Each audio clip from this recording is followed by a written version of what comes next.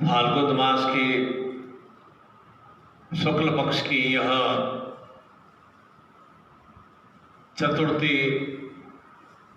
चतुर्दशी पूर्णिमा युक्त यह होलिका महोत्सव सही अर्थों में तो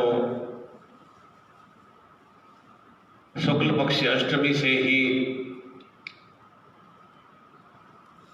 प्रारंभ हो जाता है और पूरे 14 डेज तक रंग पंचमी पर्व तक यह होलिका महोत्सव संपन्न किया जाता है। सामान्य स्वरूप में तो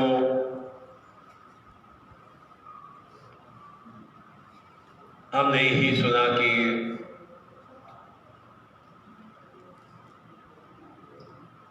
हिरण्यकश्यप द्वारा प्रहलाद को समाप्त करने की होलिका ने अनुचित क्रिया की, परंतु होलिका स्वयं भस्म हो गई और समाप्त हो गई और प्रहलाद हर रूप में सुरक्षित रह गया। सही अर्थों में प्रहलाद का तात्पर्य भी जीवन में आह्लाद, प्रसन्नता, आनंद, योग, भोग और निरंतर प्रेम सामंजस्य से युक्त का भाव है और ऐसे अनेक जीवन को सुखद बनाने वाले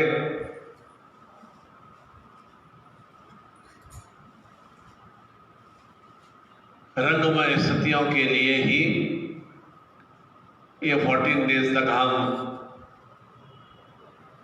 होली महोत्सव संपन्न करते हैं। अर्थात उत्तरोत्तर धीरे धीरे वसंतमय स्थितियों का विस्तार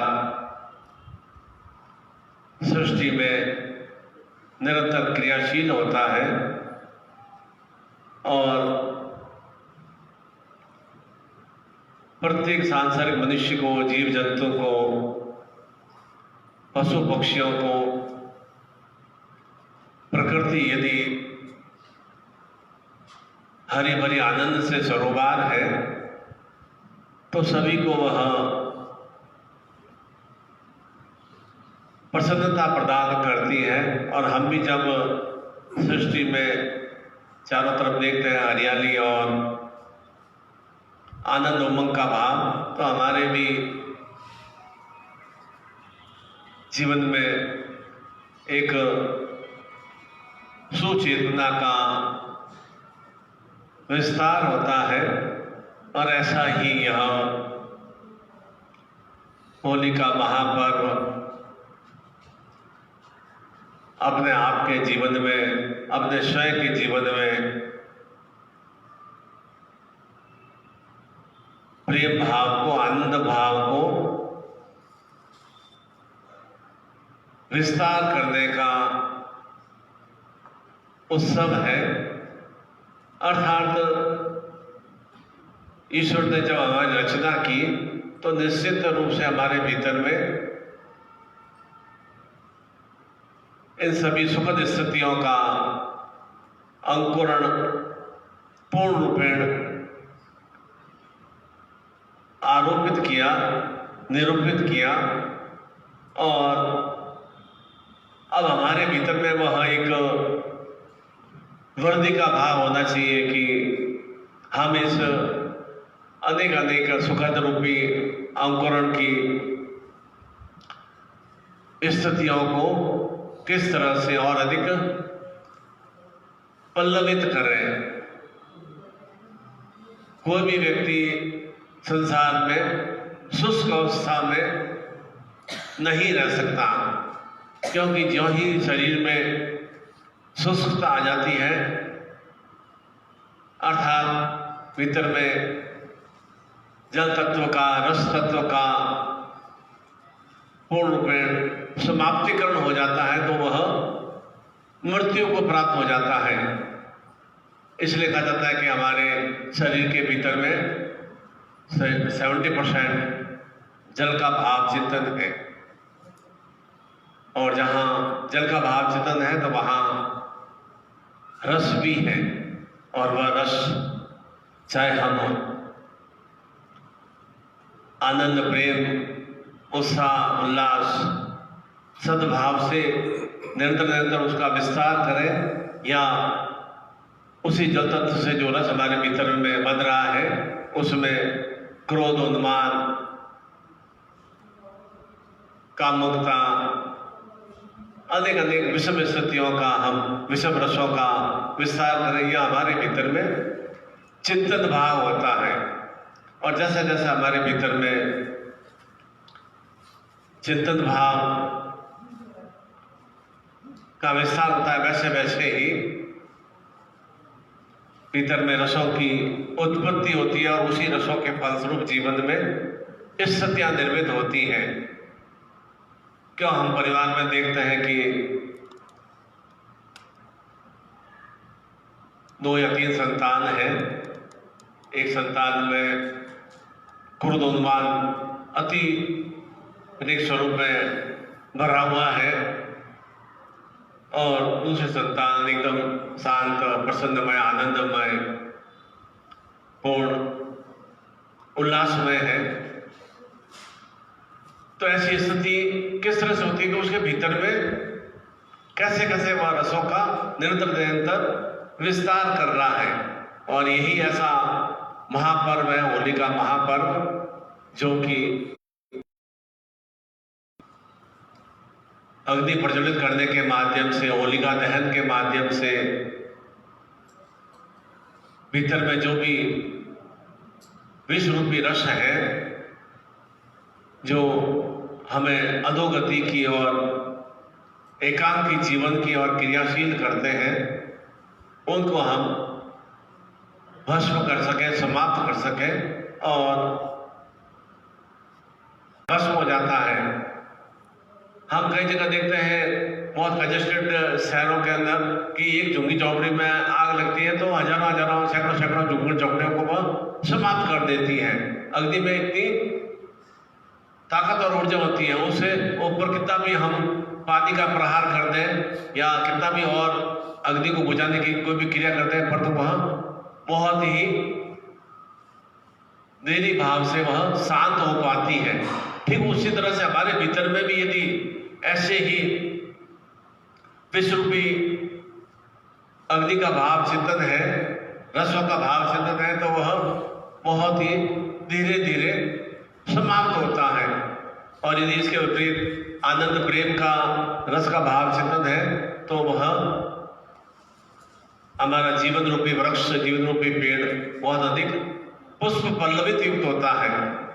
पुष्प पल्लवित का तात्पर्य कि अगर मेरे भीतर में आनंद का भाव है, प्रसन्नता का भाव है, एक क्रियाशीलता का भाव है, तो प्रत्येक आसपास का व्यक्ति मेरे पास में आकर बैठने की चिंतन भाव करेगा, एक प्रयास करेगा कि इनके साथ में बैठा जाए। यह बिटिया बहुत ही आनंद प्रेम देती है, या भाई बहुत ही प्रेम से बात करता है, या व्यक्ति बहुत ही अच्छी सलाह देता है, तो हमारे एक भाव से जाता है कि उसके साथ में हम उसकी शामिलता को आत्मसात करें। और यदि हर समय कोई तनाव से ग्रस्त रहता है, चिंता से ग्रस्त रहता है, क्रोध से युक्त रहता है, तो हम जल्दी से जल्दी उससे दूरी बनाने की कोशिश करते हैं।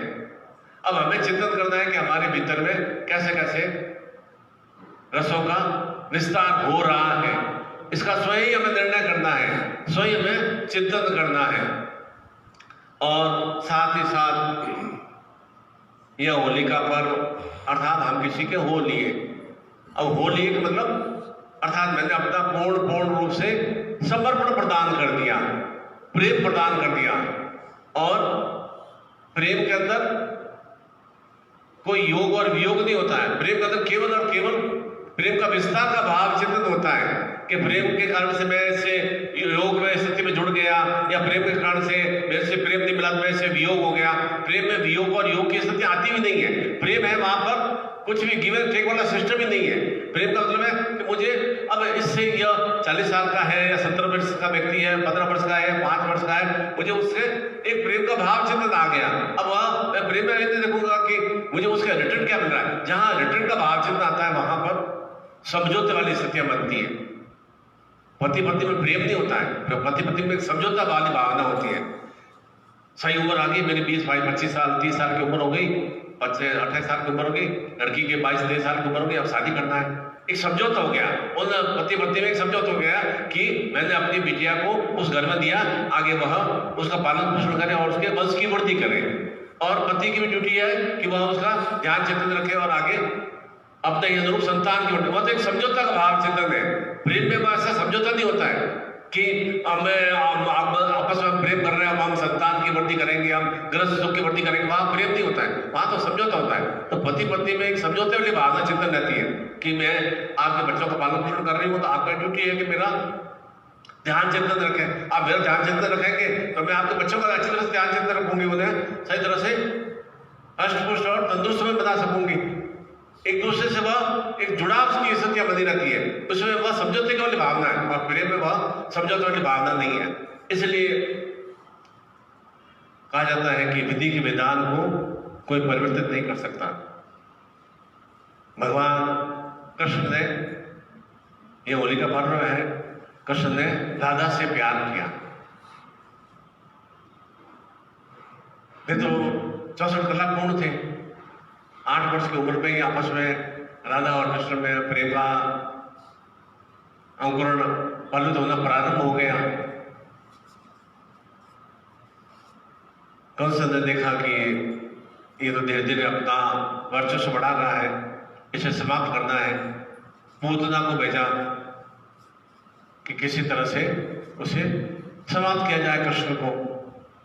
तो उसने पूतना ने अपना स्तनपान कराया, तो भगवान कृष्ण का शरीर नीला हो गया। बहुत ही सुंदर थे और एकदम वह हरे समान हो गया, नीला समान हो गया। तो माता ने कहा कि अब मैं कैसे तुम राधा के सामने जाएगा। तो माता ने सलाह दी कि तुम उसे अपने ही समान रंगों से सरोबार कर दो, क्योंकि राधा बहुत ही अति सुंदर थी। उत्तर धीरे धीरे आपस में प्रेम का विस्तार होता रहा, परंतु विवाह रुक्मिणी से हुआ। मैंने क्या बताया, विधि विधान को कोई परिवर्तित नहीं कर सकता है। प्रेम भगवान कृष्ण ने रुक्मिणी से नहीं किया, वहां पर एक रुक्मिणी के साथ में समझौते वाली भावना थी। प्रेम किया राधा से, परंतु जीवन भर का साथ किसको दिया? रुक्मिणी को दिया। मीरा ने प्रेम किया कृष्ण से, परंतु समझौता कहां पर किया? वहां एक राजा के महल में, वहां जाकर उसे रहना पड़ा। और वह भले ही वो प्रेम में वह एकदम मस्त रहती थी, आनंद से रहती थी, परंतु वह कृष्ण को साक्षी भूत रूप में प्राप्त नहीं कर पाई, क्योंकि उसका किसी से एक परिवार ने बंधन बांध दिया था, वो सब बंधनों से बंधी हुई थी, परंतु भीतर में प्रेम कहाँ था? भीतर में अपने इष्ट से, अपने श्री कृष्ण से उसे प्रेम था। तो कहने का तात्पर्य यह है कि यह उत्सव हमें निरंतर अपने भीतर में प्रेम भाव को और अधिक प्रोत्साहित करने का और अधिक उल्लासित करने का, भाव चिंतन का यह पर्व है। एक दूसरे के ऊपर रंग लगाने के पीछे भी मंतव्य चिंतन यही है कि मेरे भीतर में जो भी कटुता की भावना है या दूषितता की भावना है, मलिनता की भावना है, पुनः मैं एक दूसरे का स्पर्श करके पुनः हम आपस मित्रवत या सहयोग रूप में हम एक दूसरे से क्रियात्मक रूप में हम जुड़ जाएं।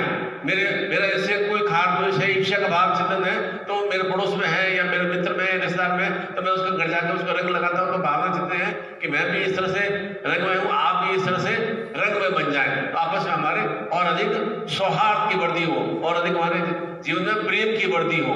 तो हमारा चिंतन भाव क्या रहता है कि निरंतर प्रत्येक के साथ में प्रेम भाव के वृद्धि का विस्तार हो। चिंतन भाव जाता है प्रेम भाव का मतलब मित्र भाव का, सद्भावना की भावना का, एक सहयोग की भावना का। जहां प्रेम होगा वहां पर ये सब स्थितियां आएंगी, और जहां विषपूर्ण स्थितियां होंगी, शत्रुतापूर्ण स्थितियां आएंगी, वहां पर क्या होगा? वहां पर हिंसात्मक क्रियाएं होंगी, लड़ाई झगड़ा, अनगल, प्रलाप, गाली गलौज। प्रेम में तो गाली गलौज होता ही नहीं है। प्रेम में तो आप मेरे को देख रहे हैं, मैं आपको देख रहा हूँ, आप मेरे को देख रहे हैं, मैं आपको देख रहा हूँ, और आपस में मन ही मन में एक भावना चिंता आ रही है कि कितना अच्छा, देखो कितना अच्छा व्यक्तित्व है, कितना अच्छा सौंदर्य है, कितना अच्छा मुझे निहार रहा है, कितना अच्छा मैं देख लूं। तो वो प्रेम भाव में तो वो होता है। और यही इसका मेरे भीतर में शत्रुता का भाव होगा तो वहां प्रेम व्यक्त नहीं होगा। वहां तो अगर किस तरह से मैं साजिश करके और अधिक गाली के माध्यम से, दुत्कार के माध्यम से और अधिक कुछ न कुछ अनर्गल क्रिया के माध्यम से उसके साथ मैं उसका अनिष्ट कर सकूं, उसका नुकसान कर सकूं। प्रेम में नुकसान वाली भावना नहीं होती है। प्रेम में एक आनंद देने वाली भावना होती है, केवल और केवल देने की इच्छा शक्ति होती है, लेने का भावना चिंतन नहीं होता है। जो ही हमने लेने की भावना चिंतन जो ही प्रारंभ करेंगे, वहां पर एक समझौता वाला भाव चिंतन रह जाएगा। गुरु जी, मैं तो आपको इतना प्यार करता हूँ, आप तो मेरे तरफ देखते भी नहीं है, आप तो मेरे से बात भी नहीं करते हैं, आप तो मेरे सुनते भी नहीं है। तो वहां पर समझौता वाली बात आ गई। वहां पर तो गिव एंड टेक वाला कि मैं प्रेम इसलिए कर रहा हूं कि मुझे वापस गुरुजी देखें, या मेरे साथ में प्यार से बात करें, या मेरे साथ में अच्छी तरह से मिठासपूर्ण बात करें, मेरे साथ में पूरा बैठें, या मेरा चिंतन भाव करें, मुझे मेरी तारीफ करें। वह तो एक समझौते वाली भावना होगी। प्रेम है मेरा आपस में आपसे प्रेम है, तो मैं गुरु का भावना चिंतन है, शिष्य को प्रेम देना, तो स्वतः ही शिष्य की भावना चिंतन आ जाएगी कि किसी न किसी रूप में मुझे प्रेम की प्राप्ति हो ही जाएगी। अब मैं चाहूँ नहीं, मैंने तो गुप्ता जी को इतना प्यार से, इतने 25 सालों से 30 सालों से इतना प्यार कर रहा हूँ। गुप्ता जी मतलब देखते हैं राजेंद्र जी से मैं 25 सालों से जुड़ा हूँ, राजेंद्र जी में, तो वहां पर वो समझौते वाली बातचीत आ जाएंगे। मैं अपना क्रिया क्या कर रहा हूँ, वह चिंतन हमें करना है। अब XYZ कोई गोवर्धन कर रहा है या नहीं कर रहा है, योगेश कर रहा नहीं कर रहा, वह चिंतन नहीं करना है। मैं अपनी चिंतन भाव में ऐसा कैसा भावना चिंतन पति पत्नी में भी होना चाहिए, ऐसा कैसा भावना चिंतन संतान पिता पुत्र में, माँ और बेटी में, बेटा और माँ में भी होना चाहिए। वहां पर प्रेम जहां हो गया ना, तो निश्चित रूप से उसके प्रभाव के कारण से घर में तनाव वाली स्थितियां हैं, चिंताओं वाली स्थितियां हैं, दूषितता विषमता वाली स्थितियां वे स्वतः ही समाप्त होती है, निश्चित रूप से समाप्त होती है। अब देखो, एक आपको कोई चुटकुला सुनाता है, कोई चुटकुला सुनाता है कि मान लो जैसे कि कोई चींटी और हाथी का भी आपने चुटकुला सुना। एक बार आप सुनोगे खिलखिलाहट हंसी आएगी, दूसरी बार मैं आपको सुनाऊंगा थोड़ी सी हंसी आएगी, तीसरी बार चौथी बार सुनाऊंगा तो आप कोई कुछ भी एहसास नहीं होगा, क्योंकि चुटकुला वही है। उसमें पहली बार में तो एक आनंद का भाव चिंतन की प्राप्ति हुई, दूसरी तीसरी चौथी बार में तो बिल्कुल भी आनंद धीरे धीरे शून्य सा हो गया। जब निरंतर हमें इतना आनंद और प्रसन्नता मिल रही है और फिर भी हम खुश नहीं रहते, और जब दुख मिलता है तो हम उस दुख का विस्तार क्यों करते हैं? दुख तो आ ही रहा है, तो बार बार उसी के बारे में सोचने से कि भाई मेरे तो बहुत कष्ट है गुरुजी, बहुत कर्जा हो गया है, मेरे तो घर में बेटा मेरा कहना नहीं मानता है, मेरे तो पति मेरा सही तरह ध्यान नहीं रखता है, पत्नी बहुत ज्यादा हल्ला करती है, बहुत बार मेरे तो मकान नहीं बन रहा है, मेरे तो संतान नहीं हो पा रही है, मेरे तो घर में नौकरी में ये समस्या आ गई है, मेरा तो बहुत ही परेशान। अरे ये परेशानी बार बार चिंतन करने से परेशानी खत्म तो नहीं हो जाएंगी। उसको करने से हम अपने आप में दुखी क्यों बन रहे हैं? अपना दुखी बनने से हो क्या जाएगा? आप दुखी चिंता करने से 2019 में चिंता किया, 2020 में चिंता किया, 2021 में चिंता कर रहे हैं, तो ये ऐसी समय हम व्यतीत करते जा रहे हैं। तो दुखी रहने से क्या होगा? हम पूर्ण रूपेण रोम में हम दुख से ही युक्त हो गए। और ये अच्छा, ये तो जीवन की क्रिया है, होने दो ना। कष्ट आए हैं, निश्चित रूप से ईश्वर ने शक्ति दी है, गुरु की चेतना है, अपना स्वतः ही में इन कुछ तो 10 में से 4 स्थितियों को तो बस जो कुस्थिति है उनको स्वागत कर ही दूंगा, ये भावना सिद्ध होना चाहिए। अब बार बार मुझे ये नहीं हो रहा है, वो हो जाए तो ठीक रहे, ये नहीं हो रहा है, ये हो जाए तो ठीक रहे, ये नहीं हो जाए, ये हो जाए तो ठीक है। अरे सब कुछ बहुत बेस्ट टू बेस्ट है, पर तो उस बेस्ट को हम किस तरह से आनंद से युक्त करें, वो हमारा एक ध्यान चित्त होना चाहिए। वह सही अर्थों में वह महापर्व है, होली का महापर्व, वह होने का महापर्व है। केवल ऐसे फॉर्मेलिटी पे करने से मैं आपका हो गया, आप मेरे हो गया, ऐसा होली नहीं हुआ। वहां से एक भीतर में आप मेरे को दिखता रहे, मैं आपको दिखता रहूं, एक आनंद भाव मिले, प्रसन्नता भाव मिले, छलछलाहट मिले, मुस्कुराहट मिले, एक मन में बहुत ही सरसराहट से आए, वहां एक प्रेम का भाव चिंतन होता है। और वह भाव चिंतन पिता से भी प्राप्त हो सकता है, पति से प्राप्त हो सकता है, बच्चे से प्राप्त हो सकता है, मित्र से प्राप्त हो सकता है, पड़ोसी से भी प्राप्त हो सकता है। ऐसा जरूरत नहीं कि कोई लड़का लड़की हो उसी से प्राप्त हो सकता है। 60 वर्ष की उम्र में भी प्रेम की इच्छाओं को हम चेतन जागृत कर सकते हैं, और नहीं कर सकते तो 80 वर्ष की उम्र में हम नहीं कर सकते हैं, और जीवन भर हम दुखी ही रह सकते हैं। ये हमारा स्वयं का चिंतन है। अब हमें चिंतन ना करना चाहिए कि किस तरह से हम अपने भीतर में अनेक जो शुभ्र रंग है, प्रेम, आनंद, उत्साह, उल्लास, और क्यों हम हर समय चिंतन भाव करते हैं। प्रेम की पराकाष्ठा में श्री कृष्ण भगवान का, राधा का क्यों हम उदाहरण देते हैं? निश्चित रूप से उन्होंने कुछ तो श्रेष्ठ में क्रिया की होंगी ना। क्या उनके जीवन में क्या वियोग वाली स्थितियां नहीं रही? वियोग वाली स्थितियां रही कि जब राधा मृत्यु को प्राप्त हो रही थी तो भगवान कृष्ण ने जो मृत्यु प्राप्त हुई, भगवान कृष्ण ने तुरंत ही बांसुरी को तोड़ दिया, उसके बाद बांसुरी बजाई नहीं। यह ऐसा एक प्रेम का भाव चिंतन था। क्यों? वो बांसुरी की धुन के कारण से हजारों गोपियां उसमें मोहित हो जाती थी, कहीं उसमें एक आनंद रस का भाव चिंतन था, एक प्रेम रस का भाव चिंतन था। उस कारण से वे मोहित हो जाते थे, उस कारण से वे प्रसन्न हो जाते थे। इसलिए क्यों हम भगवान श्री कृष्ण का उदाहरण देते हैं। पार्वती ने भी मतलब भगवान शिव से प्यार किया था, प्रेम किया था, तपस्या किया, तब भगवान शंकर उन्हें प्राप्त हुए। सीता ने भी बहुत वियोग देखा। ऐसा थोड़ी नहीं मैं तो अब अशोक वाटिका में बैठ गई हूँ, श्रीलंका में बैठ गई हूँ, अब तो मेरी मृत्यु निश्चित है, वहाँ तो समाप्त होता ही है, राम तो अकेले हैं, कैसे आएंगे, खाली एक भाई साथ में, किस तरह से ऐसे असुर सेनाओं का श्रृंगार करेंगे। परंतु एक चाह थी, एक इच्छा शक्ति थी कि नहीं, निश्चित रूप से राम आएंगे। वह तो भी वह तपस्या करते हुए वापस पुनः राम को पाया। निश्चित रूप से जहाँ इच्छा होती है तो वहाँ क्रिया जरूर होती है। इसलिए जीवन में आप जिसकी चाह करते हैं ना, वही जीवन में आपको प्राप्त होता है। आप दुख की चाह करते हो ना, तो दुख ही आपको ज्यादा मिलता है।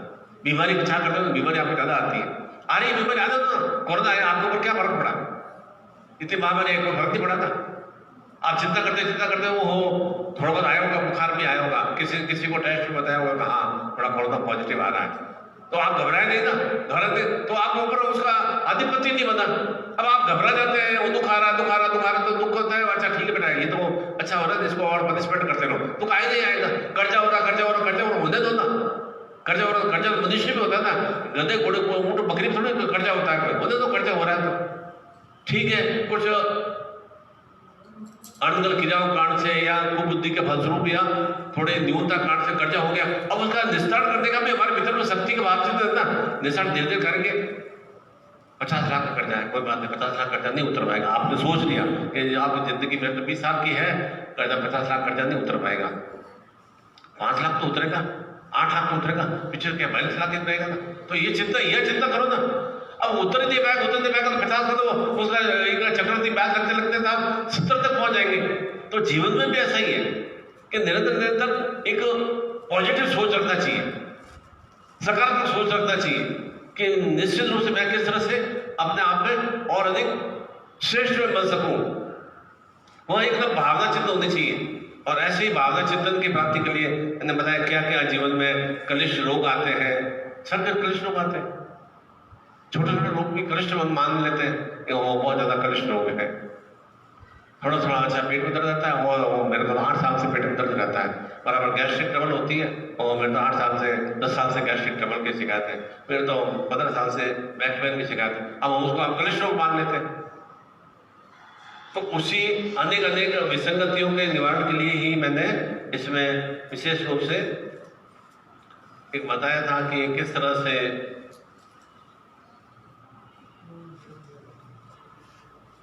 नारियल चावल बतासों से कलिष्ठ रोग निवारण की आहुति संपन्न की जाएगी। विशेष रूप से अभी तो हम पूजन करेंगे, और उसके बाद में किस तरह से कल हम आहुति होलिका में दहन करनी है। क्योंकि होलिका कोई खाली ऐसा नहीं है कि खाली हमने माचिस की तीली जला दिया या घी डाल दिया बस होलिका पड़ती। ये एक अग्नि तत्व का भाव चिंतन है हमारे भीतर में भी, बस अग्नि तत्व का भाव चिंतन है। जब भी तो हम सही रूप से बैठे हैं ना, शरीर तो बराबर क्रियाशील है, अग्नि तत्व भाव नहीं होता तो सही रूप से बैठते कहते हैं। जल तत्व का भाव चिंतन पता है 70% हमारे भीतर में जल है। वायु तत्व का भाव चिंतन है, जब भी तो हम ऑक्सीजन ले रहे हैं, कार्बन डाइऑक्साइड निकालते हैं, तब हम बराबर अग्नि भी सक्रिय रहती है, जल भी सक्रिय रहता है। अगर हम सांस लेने की हमें तकलीफ हो जाएगी, नहीं ले पाएंगे, तो जल तो एकदम समाप्त सा हो जाएगा, और हमारे भीतर में जो हृदय की धड़कन है वह भी पूर्ण रूप से खत्म हो जाएगी, और खून भी एकदम से पानी से बच जाएगा, हम मृत्यु प्राप्त हो जाएंगे। तो जल तत्व भी भीतर में, वायु तत्व भी भीतर में, अग्नि तत्व में, और पृथ्वी और आकाश भी हमारे भीतर में विद्यमान है। तभी तो हम यहाँ पर एकदम शाश्वत रूप से विराजमान है ना। तो ये पांचों ही विशेष रूप से चैतन्यता के भाव चिंतन हमारे भीतर विद्यमान है। उन्हें किस किस समय पर कैसे कैसे निरंतर निरंतर क्रियाशील रखना है, वो हमारे भीतर में एक चेतना होनी चाहिए। वह चेतना हमारे भीतर में है, जागृत करने का भाव चिंतन होना चाहिए। बुद्धि काम नहीं करती गुरुजी, बुद्धि क्यों नहीं काम करती है?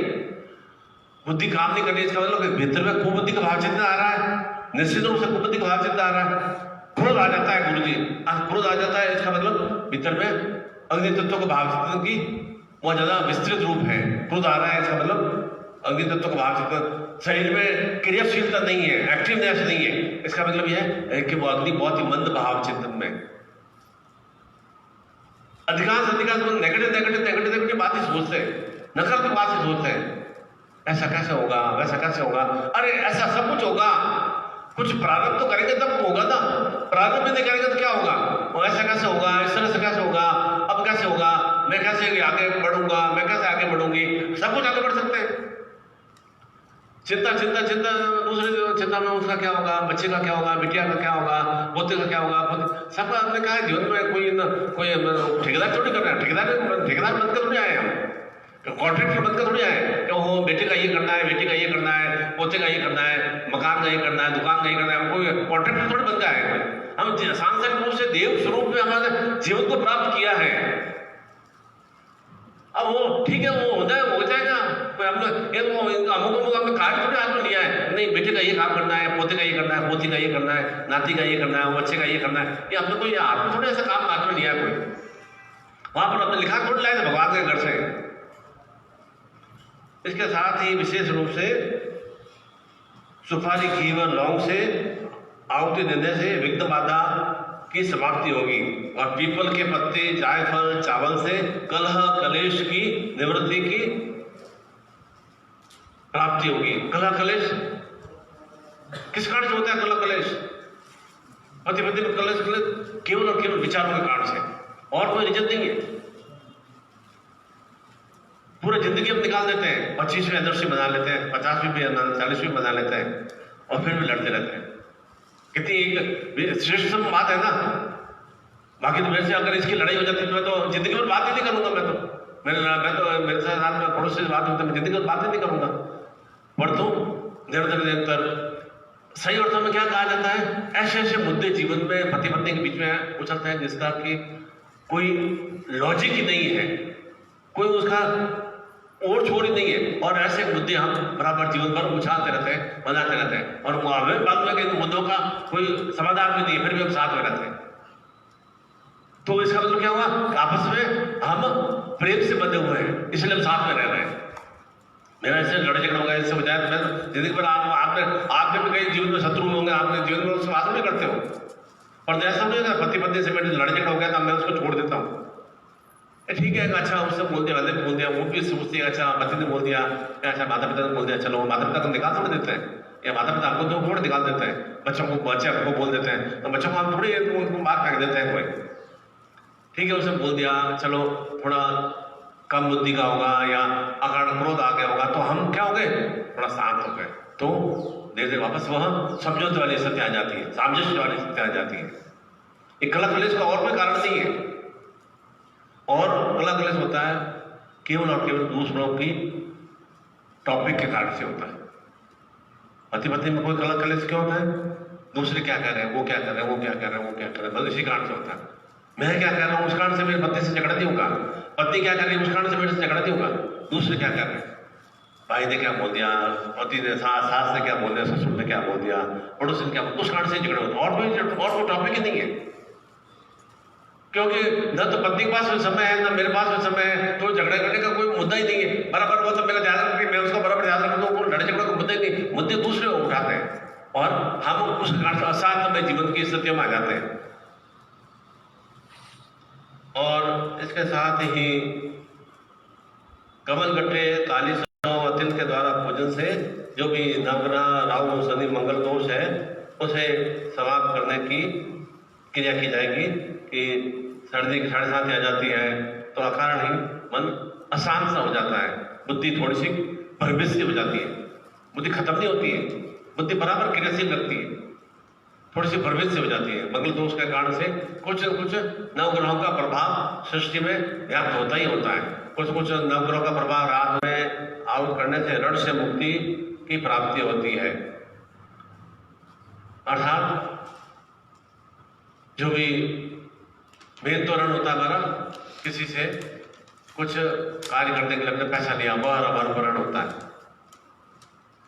जो कि हमारी इनकम सोर्स से हमने कुछ अति खर्च कर दिया, वो हमारे ऊपर ऋण हो जाता है। उससे निवृत्ति के लिए सुपारी और पौड़ियों से आहुति प्रदान करने से निश्चित रूप से एक सद्बुद्धि आती है कि मुझे अपने खर्चों पर किस तरह से नियंत्रण रखना है, मुझे अपने जो भी मैं निरंतर अर्निंग मेरा इतना है और खर्च मुझे किस तरह से संयोजित रखना है, वह नियोजित एक चिंतन भाव आ जाता है, चेतक भाव आ जाता है, तो हम धीरे धीरे उस उत्तरोत्तर ऋण से समाप्तिकरण की ओर क्रिया करना प्रारंभ कर लेते हैं।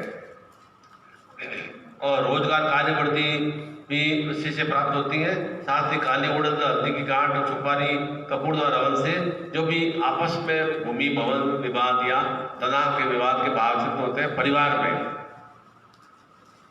तनाव के भाव चित्त होंगे तो हम एकदम प्रसन्न निश्चित नहीं रह पाते हैं, तो वो उनको समाप्त करने के लिए कि भी मैं कम से कम तनाव रहित रहूं, कम से कम मेरे जीवन में तनाव रहे, टेंशन रहे, टेंशन किस बात का रहे, किस तरह से मैं स्वस्थ रहूं और उसके लिए मैं क्या क्रिया कर रहा हूं, मेरा खान पान का चिंतन भाव कैसा है, मेरा वाणी का भाव चिंतन कैसा है, उसके प्रति मेरे को टेंशन रहना चाहिए और उस टेंशन को साफ करने का भीतर भाव चिंतन भी रहना चाहिए।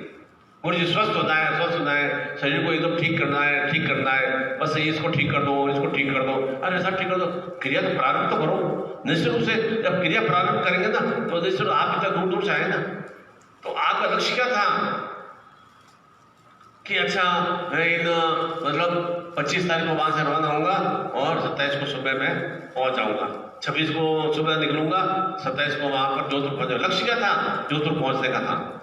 आपका लक्ष्य अभी क्या था कि अच्छा किसी तरह से मैं अपने काम को एकदम नियोजित करके मेरे को 6:40 पर पूजा में बैठ जाना है, तो एक जितना वो लक्ष्य वहां तक था। उससे पहले आपने 4 घंटे 6 घंटे अनेक कार्य किए होंगे, अभी आपका लक्ष्य क्या है? मेरे शांति भाव से पूजा बैठा हूँ। आपने अपना लक्ष्य निर्धारित कर लिया था, जीवन में भी ऐसा अपना लक्ष्य निर्धारित करें, उस लक्ष्य को उस समय में आप संबोध करने के और क्रियाशील हो। अब यही क्रिया में मंगलवार, बुधवार, सोमवार में या आगे शनिवार में संपन्न कराऊंगा, क्योंकि वह एक शुभ अवसर पूर्ण हो जाएगा। तो फिर आप अपने वापस आपका क्या चिंतन रहेगा कि वापस किसी तरह से मैं दिल्ली पहुंच जाऊं, जयपुर पहुंच जाऊं, देहरादून पहुंच जाऊं, या जहां भी हूं, कानपुर पहुंच जाऊं, इलाहाबाद पहुंच जाऊं, आपका चिंतन भाव रहेगा। तो लक्ष्य क्या है? लक्ष्य आपने बना दिया, तो आपका जब तक वह इलाहाबाद नहीं आएगा या कानपुर नहीं आएगा तब तक आप बराबर लक्ष्य की तरफ आपका ध्यान चिंतन रहेगा। जब ही इलाहाबाद, कानपुर या जयपुर आ गया आप अच्छा अब मैं आपने वापस मेरे को लक्ष्य की प्राप्ति होगी, मंजिल तक पहुंच गया। यहां पर भी आया तो आपको क्या लगा? मैं अपने मंजिल तक पहुंच गया। इस जीवन में ऐसे कदम कदम पे हमें लक्ष्य बनाने होंगे, शरीर से संबंधित हो, कार्य व्यापार संबंधित हो, नौकरी संबंधित हो, उस लक्ष्यों को बराबर संपन्न करने की ओर क्रियाशील होना चाहिए। डर, भय, दोष, उपन, संतान बाधा और कामना पूर्ति में जो बाधाएं आ रही है, असफलता प्राप्त हो रही है, उन्हें नवग्रह मंत्रों के माध्यम से आहुति संपन्न की जाएगी। मंत्राधीन देवता, बार बार कहा जाता है मंत्रों का दीदी देवता है। जो जो हम साधना में पूर्णता, उच्चता, श्रेष्ठता प्राप्त करते हैं तो देव शक्तियों से युक्त होते हैं, और जो जो हम विषम स्थितियों और क्रियाशील होते हैं तो असुर वृत्तियों की ओर क्रियाशील होते हैं।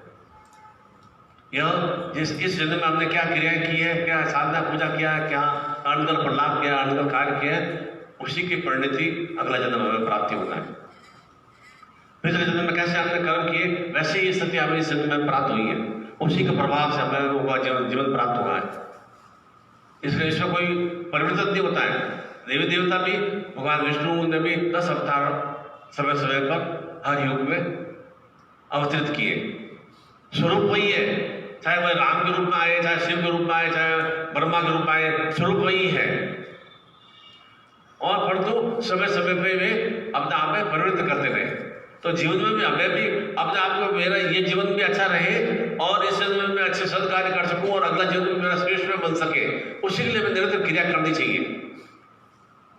उसी जो भी भीतर में डर, भय हो या दुख सुख आ रहे हो, उसके निवारण के लिए जो भी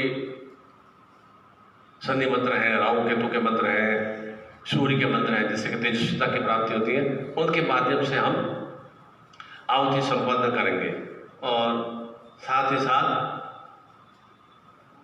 जीवन के चारों ही सोपान धर्म काम पूर्णता से युक्त हो सके, वे हमारे श्रेष्ठ में बन सके, अच्छी अच्छी चीजों को धारण करें और जीवन के सारभूत अर्थ को हम आत्मसात कर सकें और कर्म शक्ति से चैतन्य रहें और इन तीनों को स्थिति को प्राप्त करते हुए पूर्णता से हम युक्त हो सकें। उसी के लिए हम 4 दीपक भी हम होलिका में अर्पित करेंगे, प्रज्वलित करेंगे। अग्नि भाव, अग्नि के नित्य नित्य हम पूजा इसलिए करते हैं क्योंकि अग्नि को कहीं भी हम ऐसा नहीं कि हम जमीन पे उसको ऊपर से जाते हैं। दीपक भी सामने होता है ना, कहीं भी दीपक जलता होता है तो उसको पास से निकलने की कोशिश करते हैं। अग्नि देवता है, उसको ऊपर से नहीं निकल जाता, उसकी आराधना प्रेरणा संपन्न की जाती है। कहीं भी दीपक भी प्रज्वलित होता है ना, एक नमन भाव जाता है, तो उस नमन भाव के पीछे भावना जितनी रहती है कि हम जिस तरह से दीपक की लौ ऊपर की ओर उठ रही है, उस तरह से मेरे भीतर में भी वह चैतन्यता का भाव रहे और मैं भी निरंतर श्रेष्ठता की ओर क्रियाशील रह सकूं।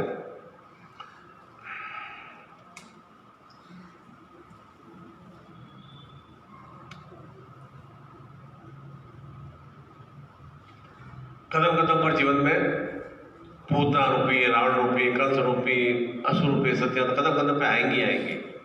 साथ ही साथ में कृष्ण रूपी स्थितियां भी आएंगी।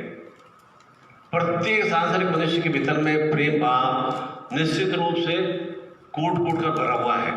अब उसे जागृत करने का चिंतन भाव होना चाहिए। असुर भाव चिंतन भी भरा हुआ है, अब उसे जागृत कर देते हैं तो उसकी स्थिति परिणति क्या होती है, वह एक हमें चिंतन करना चाहिए कि मेरे भीतर में क्रोध आता है तो क्रोध हर समय 24 घंटे तो क्रोध नहीं रहता है ना। 24 घंटे तो आपके ऊपर पति या पत्नी आग उगल नहीं रहते थे, क्रोध में गलत वाली 24 घंटे तो आप अनगल गाली के माध्यम से प्रलाप कर नहीं सकते। तो कभी तो थोड़ा शांत होता है ना, शांत होते हैं, समझ लो आपके भीतर में वह प्रेम भाव जागृत हो रहा है। तो क्यों नहीं हम प्रेम भाव को निरंतर चैतन्य में बनाए। इसलिए कहा जाता है कि जो अपने सब कुछ इसलिए मन के माध्यम से होती है। कोई मेरे को 2 मिनट गाली में बोल देगा, मैं सुन लूंगा, तो कोई क्रोध भावना ही नहीं आएगी। 10 गाली बोल देंगे, सुन लूंगा, ठीक है। कई मेरे को बोलते भी हैं और कुछ बोलना है, अच्छा, अरे मैंने तो आपको इतना बोला, आपने तो कुछ कहा ही नहीं, और कुछ बोलना हो तो बता देना। तो एकदम वो तो एकदम इतना पानी पानी से हो जाता है कि अरे अब मैं क्या बोलूं, मैंने इतना इनको गाली दिया, इतना इनको बोला, इतना तो कुछ भी वापस इसका कोई जवाब नहीं दिया, वापस मैं क्रोध का जवाब क्रोध से दूंगा, वापस क्या होगा, और नई नई बातें उपज होंगी। तो जितना सब कुछ मन के अंदर होता है, जितना मन पर नियंत्रण नहीं रखते हैं ना, तो स्वयं का ही धीरे धीरे हम शत्रु बनते हैं। शत्रु कैसे? रोग के रूप में, कर्महीनता के रूप में, धनहीनता के रूप में, अकारणीय अनगल कार्यों के रूप में। ये शत्रु हमारे बन जाते हैं धीरे धीरे, क्योंकि हमारे मन के ऊपर नियंत्रण नहीं है।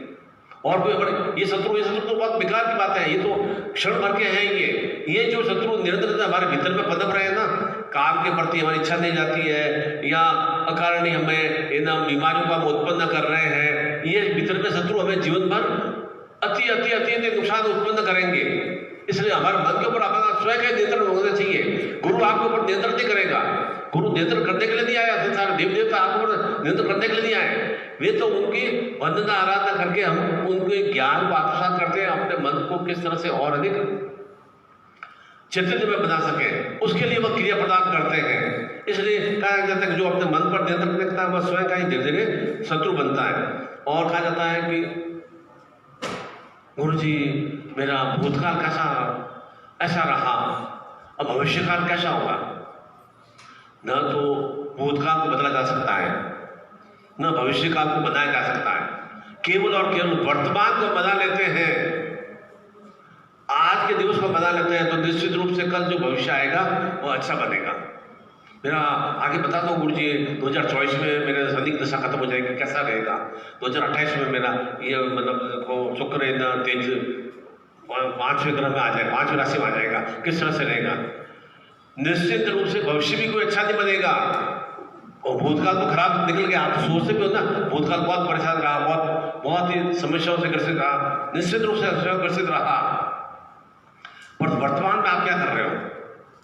वर्तमान में तो कुछ अच्छी क्रिया कर नहीं रहे, तो निश्चित बात ये कि भविष्य कोई अजोल में नहीं बनेगा, श्रेष्ठ में नहीं बनेगा। इसलिए प्रेजेंट को, इस क्षण को, जो भी 8:15 या 8 बज रहे हैं, 8:15 हो रही है, इस क्षण को हम अच्छा बना दें तो निश्चित रूप से 8:16 अच्छा बनेगा, 8:18 अच्छा बनेगा। इस क्षण को अच्छा नहीं बनाएंगे। अच्छा गुरु जी आपने मेरे को किसी ने बताया था कि हाँ मेरा तो मतलब 16 जून के बाद में समय अच्छा आएगा, तो 16 जून तो क्या करें हम, ऐसे दीक्षित बैठ रहे हैं, निकल में बैठ रहे हैं, तो क्या होगा, वहाँ 17 जून वैसे ही व्यतीत हो जाएगा। फिर हम बताया था कि हाँ जब परीक्षा का टाइम आएगा, इसका टाइम अच्छा आएगा, बहुत ध्यान देगा। अरे परीक्षा का ध्यान देने का समय तो अभी है, महीने पर 1.5 महीने बाद में एग्जाम भी है, तो अभी परीक्षा का ध्यान देने का समय तो अभी है, अभी हम ध्यान देंगे तो निश्चित रूप से परीक्षा भी हमारा ध्यान देगी। अब अभी ध्यान नहीं देंगे तो परीक्षा भी हमारा ध्यान नहीं दे पाएगी। इसलिए निरंतर प्रत्येक क्षण को हम उसका उपयोग करें, वो हमारी भावना चित्त होनी चाहिए।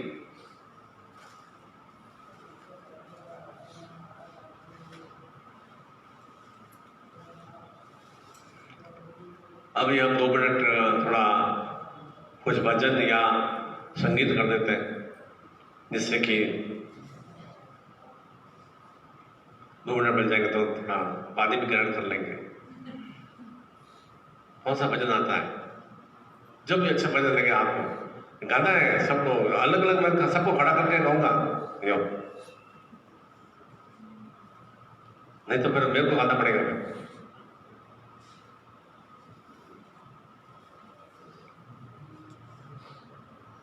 आता है किसी को भजन अच्छा?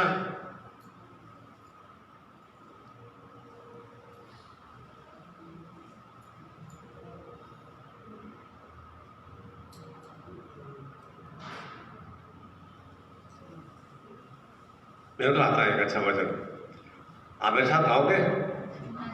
पसंद में बोला आपको एक आता है, देखो सुनाऊंगा भजन। तेरे कारण तेरे कारण तेरे कारण तेरे कारण मेरे साजन तेरे कारण। आगे क्या है? सपनों में खो गई आग लगे सारी दुनिया को, मैं तेरी हो गई बलम जी, तेरे कारण तेरे कारण तेरे कारण तेरे। ऐसा भावना चित्त होनी चाहिए। बाहर में जाना तो दुनिया क्या करना है, हमें क्या करना है, है ना? हमें तो अपना ईश्वर का, अपने गुरु का, अपना इष्ट का चिंतन भाव होना चाहिए। उसका चिंतन करने से क्या होगा? हर गीत को एक भजन के रूप में हम आत्मसात करेंगे ना, तो निश्चित रूप से बहुत ही अच्छा एक आनंद का भाव चिंतन प्राप्त होता है। दुखी वाला गाना सुनेंगे तो दुखी भाव चिंतन नहीं आएगा। जब दिल ही टूट गया, टूट गया क्या हो? दिल है कोई ऐसा कोई खोलेंगे ना, कोई इसको तोड़ दिया, वो दिल थोड़ी हो गया, कोई हो गया दिल क्या? किसी ने मान लो चलो थोड़ा बहुत बोल दिया, ऐसा दिल कैसे टूट जाता है? तो कदम कदम दिल टूट जाएगा, तो कदम कदम दिल टूट जाएगा, तो ऐसा थोड़ी है। कदम कदम आप हर एक से दिल जोड़ दोगे तब तो बहुत परेशानी हो जाएगी आप, तब तो तनाव पति पति में ज्यादा बढ़ जाएगा। हर एक से मैं दिल जोड़ने लग जाऊंगा ना, तो फिर मेरे घर में जाना मुश्किल हो जाएगा, और हर एक से मैं दिल तोड़ता रहूंगा ना, तो भी मेरा घर में जाना मुश्किल हो जाएगा। ऐसा कदम कदम दिल तोड़ना ही नहीं। दिल जोड़ने का मतलब ये है कि प्रेम का भाव चिंतन है, और दिल तोड़ने का भाव चिंतन का मतलब है कि प्रेम रस मेरे दिल भीतर में, स्वयं भीतर में सूख रहा है, तो वह दिल तोड़ने वाली बात चिंतन है। बस दिल तोड़ने का मेरे को इसने ऐसा बोला, मेरा दिल टूट गया, इसका मतलब मेरे भीतर से अच्छे वचन नहीं निकले। हाँ, तो प्रेम में तो मैंने क्या बताया, प्रेम में तो केवल प्रदान ही प्रदान करना है। आप हमेशा अपना चिंतन रखिए, मेरे निरंतर प्रदान करना है। आपने ऐसा बोल दिया, आपने ऐसा किया, आपने ऐसा कर दिया, आपने ऐसा कर दिया, तो वहां पर आपको प्रेम खत्म हो गया। फिर एक प्रेम होना चाहिए, अटूट प्रेम होना चाहिए। प्रेम का मतलब तो वो अटूट होता ही होता है, प्रेम तो टूटता ही नहीं है। जहां टूटता है वहां प्रेम नहीं है, वहां पर ऐसा भावना चिंतन रखिए।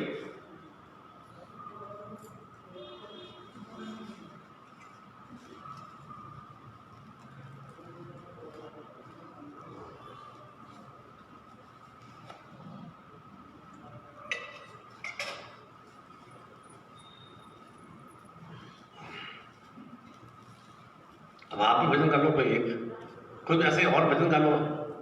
2 घंटे तक लाइव बोलना है, इसलिए कोई भी गा सकता है भजन। ये तो होली का बहुत त्योहार है। आज अगर अच्छा करेंगे तो कल और अच्छी प्रैक्टिस होगी, तो परसों तो हमें और करना ही है। तो निश्चित रूप से और आनंद भाव के साथ हम फिर गायन भी करेंगे, और किसी को आता हो तो हाँ बोल सकते हो।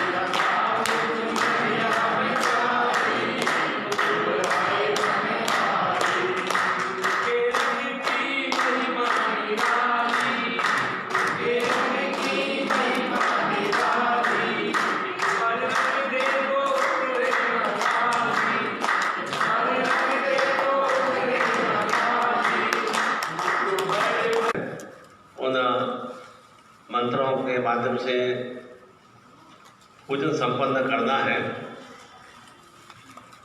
और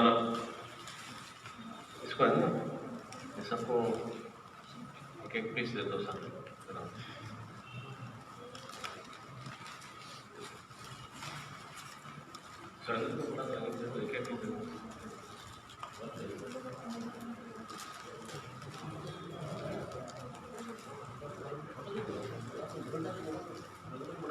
थोड़ा वो ये भी देना है, ठीक है।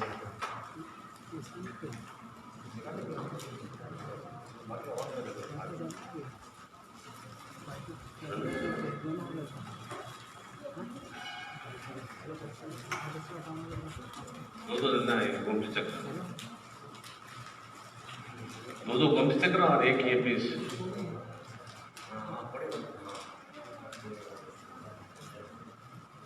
एक फैमिली में एक जाएगा, हाँ ऐसा कहना है ना, एक परिवार में एक ही तरफ जाएगा, मिल जाएगा सबको। ओम की ध्वनि करें, हरि ओम, हरि ओम, हरि ओम।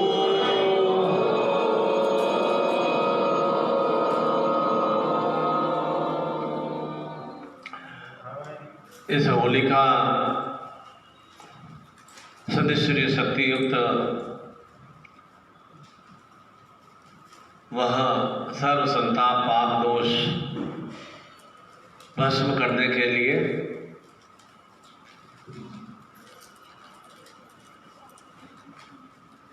और निरंतर जीवन में जो भी विघ्न बाधाएं हैं वे समाप्त हो सके और जीवन निर्विघ्न रूप से, निष्कंटक रूप से निरंतर क्रियाशील रह सके, उसी के लिए अपने आप को पवित्रकरण करने की क्रिया हम संपन्न करेंगे। ऐसा भावना चिंतन हो कि हमारे बाएं हाथ में जल है, अच्छा तो ना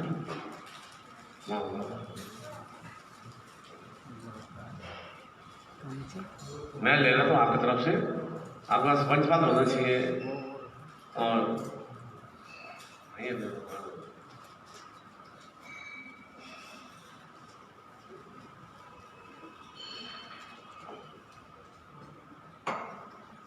ओम पवित्रम पवित्रो वा सर्वस्तागतुं पति वा स्मृता ओम लक्ष्मीनारायणाभ्यां नमः, सचिवंद्राभ्यां नमः, मातृपितृचरण कमलेभ्यो नमः। पूरा पाद ऊपर छिड़क दो, मैं अभी सब आशीर्वाद दूंगा तभी मैं आपको पवित्रकरण कर दूंगा मैं।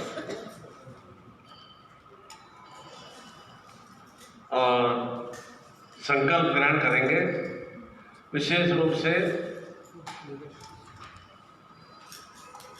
संकल्प ग्रहण करना है। अभी योगेश जी बात कर लेंगे, मैं दे दूंगा सबको। संकल्प ग्रहण करना है, सर्वप्रथम मास्क लगाने का संकल्प ग्रहण करना है। यह एक चिंतन भाव रखिए कि संकल्प लीजिए कि कभी भी मैं घर से बाहर निकलूं, चाहे मैं पास में डेयरी की दुकान है या सब्जी की दुकान है, मास्क के बिना मैं जाऊंगा नहीं। आप स्वयं ऐसी क्रिया करेंगे तो परिवार के बच्चे, हमारी पत्नी पति भी निश्चित रूप से ऐसे ही। आप किसी से बातचीत भी करने जा रहे हैं, बाहर में कोई आपके मित्र आ गया या रिश्तेदार आ गया, मास्क लगा के जाइए और थोड़ा डिस्टेंस रखिए, 3-4 फीट का, 5 फीट का कम से कम डिस्टेंस से बात कीजिए। तो उससे श्रवण शक्ति भी आपकी मजबूत, सुनने की शक्ति भी मजबूत होगी कि आपके कान कितने तेज हैं। और जिससे बात करना है तो केवल रिश्तेदार या मित्र है, उनको भावों से बात करनी है। और दूसरा संकल्प लेना है, हर 1 घंटे में हाथ को धोना है। कुछ नहीं ध्यान रखना है आप लोगों, कोई भी डिटॉल साबुन लिया या एक्सपर्ट जो भी आपने लिया, 20 बार गिनती करते रहो, 1 2 3 4 5 6 7 8 9 10 11 12 13 14 15 16 17 18 19 20 ऐसे ऐसे करना है। फिर वापस पानी नीचे आ रहा है नल से, 20 बार ऐसे करते रहो। और दिन में 5 बार दांतों की सफाई होनी चाहिए। खाली ब्रश लगा दो, पेस्ट नहीं लगाना, ब्रश मार दो और जीभ की सफाई करो। अगर आपको मास्क लगा हुआ है और आपको खुद को लग रहा है कि मेरे मुंह से थोड़ी स्मेल जो खराब आ रही है, तो निश्चित मानिए कि दांतों के ऊपर मैल जम गया है या कुछ जो खाया है तो वह अंदर नहीं गया है, जीभ को मैल जम गया है। तो निश्चित मानिए कि अगर आपके जो सांस आप भी लेते हैं, आप भी निकालते हैं, महसूस होता है, तो निश्चित मानिए कि आपके मुंह के अंदर से कोई स्मेल आ रही है। उसको साफ करने के लिए ब्रश को ऐसे करना ही चाहिए, रगड़ना चाहिए दांतों के ऊपर और जीभ के ऊपर। ये सबसे बड़े संकल्प आज के टाइम में, अगर सैकड़ों बार आगे भी आपको होली संपन्न करना है तो यह एक निश्चित रूप से नियम बांध लीजिए। आप ये तीनों ही क्रियाएं संपन्न करेंगे तो आपके लिए श्रेष्ठ रहेगा। और उसके बाद हम देवी देवता आवाहन के लिए संकल्प करेंगे तो निश्चित रूप से देवी देवता भी हमारे रोम रोम में स्थापित हो पाएंगे। क्योंकि जब हमारा हाथ ही स्वच्छ नहीं है, हमारा मुंह से भी दुर्गंध आ रही है और शरीर भी स्वस्थ नहीं है, तो देवी देवता भी गंदगी के स्थान पर नहीं आते। संकल्प के लिए पहली अंगुली दबी रहे और ऐसे हाथ में जल लेना है। कल तो सबके पास में पंचपात्र होना ही चाहिए, ये तो एक निश्चित बात है। और नूतन रूप से गुरचंद्र होनी चाहिए जो कि 2021 में हमने प्राप्त की हो। पिछले वर्ष में आपने अच्छा ध्यान रखा तो 6-7 महीनों में ही आपने कोरोना को कंट्रोल में कर दिया। थोड़ा सा हम सभी ने लापरवाही की तो कोरोना का विस्तार वापस होने लग गया और किसी भी सरकार को या मतलब अफसरों को या कोई चिंतन नहीं रहता है कि वापस लॉकडाउन लगाया जाए। क्या पूरा आपको घरों में या ऑफिस वगैरह बंद कर दें, फैक्ट्रियाँ या दुकानें बंद कर दें, उन्हें अच्छा नहीं लगता क्योंकि उनके पास रेवेन्यू आना बंद हो जाएगा। वे भी नहीं चाहते और आपकी स्थिति और अधिक गड़बड़ नहीं हो जाए। तो क्यों नहीं हम अपने आप में ही पहले नियंत्रण में रहें। और ये छोटी छोटी सी क्रियाएं, मास्क लगाना है, मुंह की सफाई करना, हाथों को धोना है, थोड़ा दूर से बात करना है, छोटे छोटे स्वयं शरीर की सब गंदगी की सफाई स्वयं की साफ हो रही है। और इसी तरह से प्रत्येक व्यक्ति ऐसा कर देगा तो निश्चित रूप से पुनः किसी भी तरह से लॉकडाउन की स्थितियां नहीं आएगी। किसी तरह से आप निश्चित रूप से मान के चलेंगे, इस तरह की नियमित रूप से क्रिया करते हैं तो रोग बनी सकते तो आपके जीवन में रहेगी ही नहीं। संकल्प लें, ओम विष्णु विष्णु विष्णु श्रीमद् भगवतो महापुरुषस्यम विष्णुराज्ञां वर्तमानस्यम नित्य प्रादरे शिष्य द्वारा कल्पे अष्टाविद्यते में कलियुगे जम्बूद्वीपे भूलोके भरतखंडे आर्यावर्तक दिशा अंतर्गते संवत 2077 फाल्गुन मासे शुक्ल पक्षे चतुर्दश्यातिथो सदस्य शक्ति दिवसे गुरु ग्रहे जोधपुर क्षेत्र राजस्थान क्षेत्र भारतवर्षे निखिल गोत्रोत्पन्ने पूर्णतः सदगुरुदेव शरणाय कमलाय विंदे पूर्णतः सर्व पाप संताप दोष भस्माय दीक्षाम प्राप्यर्थम नमे। अपने माता पिता का नाम बोलिए, पति पत्नी का नाम बोलिए, अपनी संतान का नाम बोलिए।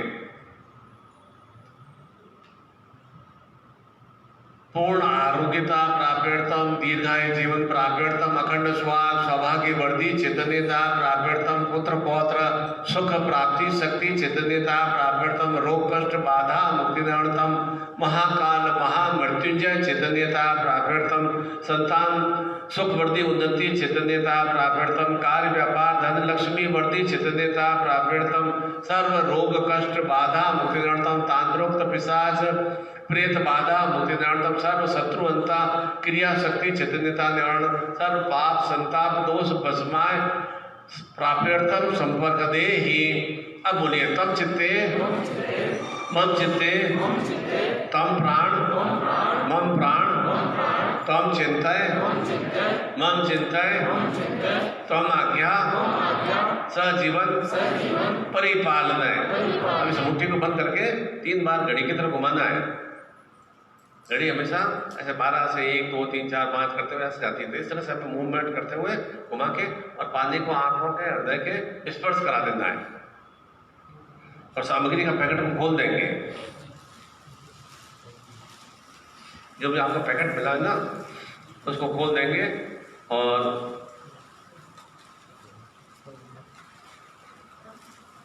केवल ऊपर से इसको निकाल दो। जो भी इसमें माला है और विशेष रूप से चौखट पर लकड़ी पर लगाने के लिए तांत्रिक रूप में क्रिया है और रक्षा सूत्र है, तो उसे दोनों हाथों में रखेंगे। और हवन की सामग्री है उसे हम उसी में काली सरसों भी है, उसे हमें नहीं खोलना है। ये तभी हम एक बार अपने हाथों से स्पर्श करा के पुनः चित्त निमय बनाए, इसीलिए वह क्रिया आपको प्रदान की जा रही है। अब जो जो भी आपके दुख, संताप, रोग, कष्ट, पीड़ा हो, उनका हम 7 बार उच्चारण करेंगे, और तो उससे पहले हम भगवान श्री गणपति का आह्वान करेंगे। सामग्री हाथ में रहे और विशेष रूप से आपको नारियल स्वरूप में, श्रीफल स्वरूप में प्राप्त हुआ है, तो वह कल हम घी के साथ, और जो कौड़ी आपको प्राप्त हुई है वह लक्ष्मी की वृद्धि के लिए, अर्थात मेरे जीवन में जो भी भाव चिंतन है, लक्ष्य है, वे मैं आत्मसात कर सकूं, उसकी प्राप्ति के लिए वह भी हम आहुत करेंगे। ओम सुमुक्षति दंतस्य कपिलो गजकर्णकं लंबोदरस्यं विक्टो विगन्नासो विनायकं धूम्रकेतु गणाध्यक्षो बालचंद्रो गजाननं द्वादश नामानि पठे क्षुणादपि विद्यारंभे प्रवेशे निर्गमे तथा संग्रामे संकटे च विघ्नतस्य न जायते शुक्लांबरं पुष्टं सुरासुरे सर्वविघ्न हरत शिवे गणाधिपत्ये नमः। सर्वमंगल मांगल्ये शिवे सर्वार्थ साधिके शरणे त्र्यंबके गौरी नरणे नमोस्तुते। सर्वदां सर्वकार्येषु नास्ति तेषां मंगलम्। येषां हृदयस्थो भगवान् मंगलायतनं हरि तदे लग्न से ताराबलम चंद्रबल विद्याबलम देवल लक्ष्मी साम्यम लाभस्तेषां जयस्तेषां कृतस्तेषां पराजयम्। येषा विद्येवर्ष्यामो यत्र योगेश्वर मूर्तिधरा नितिर्मतिम् अनन्याश्च माजना परिपास्ते तेषां नित्यानां भुक्तानां इक्षोभाम्यम्। स्मृते सकल कल्याणं बाधम यत्र जायते पुरुषं तमंजं नित्यं अजणे हरिं सर्वेषां कार्येषु त्रस्त्रे उदेशरां देवां दी संतूनं सिद्धिं वक्रतुंड महाकाय कोटि सूर्य निर्विघ्नं कुरुते सर्गान् शरदाम्। ओम गणत्वाम गणपति को हवामहे प्रणय पति को हवामहे निधि निधिर पति को हवामहे वैश्वमम आहम जानी गर्दम माम तम जाशी गर्दम। ओम अम्बे अंबिके अम्बालिके न मांतिक संसु भद्रिका काम्पिल्यवासिम सुशांतिर्भवतो। ध्यान नित्यम महिषम चारु चतुरत्ना कल्पो ज्वालांगम विश्ववंद्य विश्ववंद्य निखिल भैरम पंचप्रति नेत्रम जागृयम। ओम नमो संवाय च शंकराय च महेश्वराय च शिवाय च शिवतराय च पूर्णतम चितनिता प्राप्यर्थम संपर्क देहि। अब किसी के पास में मान लो सादा सामग्री नहीं भी है तो चिंता करने की आवश्यकता नहीं है। विशेष रूप से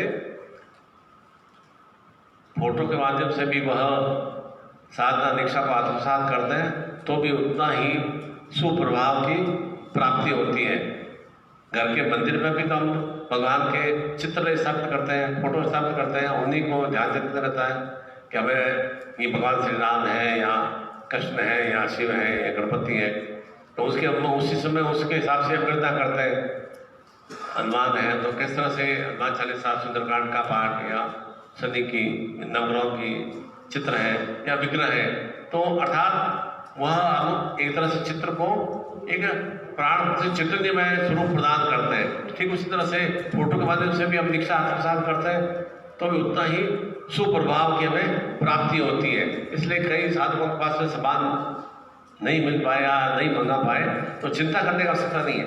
विशेष रूप से हमारा यह पर्व हर रूप में जो भी सनिष्ठिय दोष युक्त है, नवग्रह बाधा युक्त है या जो भी कांतर युक्त है, वह हमारा इस होलिका में भस्म हो सके उस सदगुरु के माध्यम से, अपने इष्ट के माध्यम से वह क्रिया हम संपन्न करेंगे। अभी कल परसों ही मैंने विशेष रूप से लाइव रूप में भी शक्तिपात की दीक्षा प्रदान की थी। आगे भी हम ऐसी व्यवस्था करेंगे कि हम लाइव रूप में शक्तिपात की दीक्षा को आत्मसात, उसका प्रोसेस थोड़ा विधि विधान से समझा दिया जाएगा। तो आवश्यकता है कि आपके पास में मोबाइल में व्हाट्सएप हो और मोबाइल डाटा भी फुल फ्लैश हो और कैमरा भी आपका मोबाइल का कैमरा भी अच्छा हो तो निश्चित रूप से आप उसमें देखते हुए भी किस तरह से मंत्र का आप सामने बैठे हैं उसी तरह से विधि विधान से ही शक्तिपात की ऊर्जा चेतना आपको प्रदान की जाएगी। उसका भी हम सिस्टम जल्दी ही आप ही के लिए व्यवस्थित कर रहे हैं, जिससे कि इतना दूर दूर से आना, छुट्टी लेना और कई तरह का घर के अंदर थोड़ा व्यवस्था करके आना, फिर ट्रेन में सफ़र करना, फिर वापस जोधपुर आश्रम तक, दिल्ली आश्रम तक आना, अनेक तरह की इन अव्यवस्थाओं से आप थोड़ा सुरक्षित रह सकेंगे। तो आप और घर बैठे बैठे ही हम इस तरह से मतलब पूजा स्थान में सामने बैठकर जो भी छोटा आना है वह भी देवमय है और इतना बड़ा है वहाँ भी उतना ही देव शक्ति होते हैं। इसलिए चिंतन नहीं करना है कि मेरा छोटा सा एक कक्ष है या एक सदगुरुदेव की तस्वीर रखी हुई है, भगवान की तस्वीर है ना, सदगुरुदेव तस्वीर है ना, वो सबसे बड़ी बात है। ऐसा नहीं कि मेरे पास में पुरानी है, मेरे पास में तो गणपति की नहीं है या सदगुरुदेव की नहीं है। आपके भीतर में कौन विद्यमान है उसकी आपको मन में आराधना प्रेरणा करना है। इसलिए बड़ा विस्तार से मंदिर होगा या बहुत ही मकराना पत्थर का मार्बल पत्थर का होगा तो बहुत ज़्यादा श्रेष्ठ हो जाएगा, और एक लकड़ी के छोटा सा बाजूट पर रखा हुआ है वह बहुत ही न्यून हो जाएगा, ऐसा भावना चिंतन नहीं। भीतर में मैंने क्या बताया, भीतर में हमें न्यून भाव रखना है या श्रेष्ठ में भाव चिंतन रखना है, वह हमें चिंतन करना है। तो उसी के पूजा स्थान में बैठकर भी या नीचे बैठकर भी आप वह लाइव रूप में भी शक्तिपात की दीक्षा व्यवस्था आप करेंगे अप्रैल लास्ट तक में या बीच में, जैसा भी सब आपका सहयोग मिलेगा तब सब क्रियाएं होंगी। अब आप चिंतन कर लीजिए क्या क्या आपके जीवन की समस्याएं हैं, उन समस्याओं के निस्तारण के लिए हम 7 बार मंत्र जाप संपन्न करेंगे। विचार कर लीजिए पहले क्या क्या हमारे विशेष समस्या है।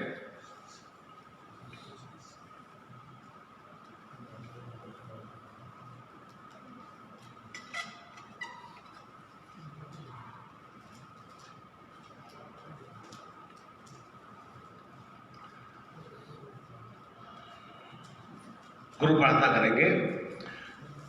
गुरुर् ब्रह्मा गुरुर्विष्णु गुरुर्देवो महेश्वराय, गुरु साक्षात् परब्रह्म तस्मै श्री गुरुवे नमः।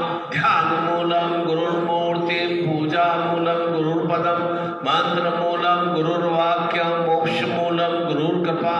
गुरु कृपाय केवलम, गुरु कृपाय केवलम, गुरु कृपाय केवलम। तमेव माता च पिता तमेव बन्धु च सखा, तमेव विद्या द्रविणं, तमेव सर्वं मम देव देव।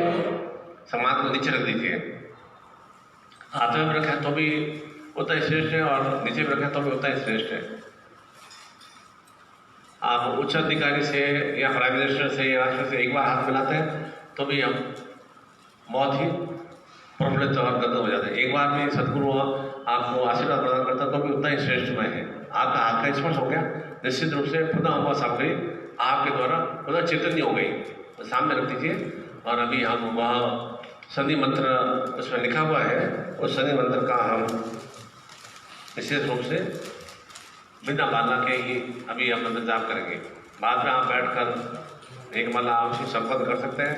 तो आपका चिंतन भाव है ओम सदिश्चराय ब्राह्म भ्रीम ब्रह्म ब्रह्म सर्व हिरण्यकश्यपे असुराय वशवाय स्वाहा। ओम सदिश्चराय ब्राह्म भ्रीम ब्रह्म सर्व हिरण्यकश्यपे असुराय वशवाय स्वाहा।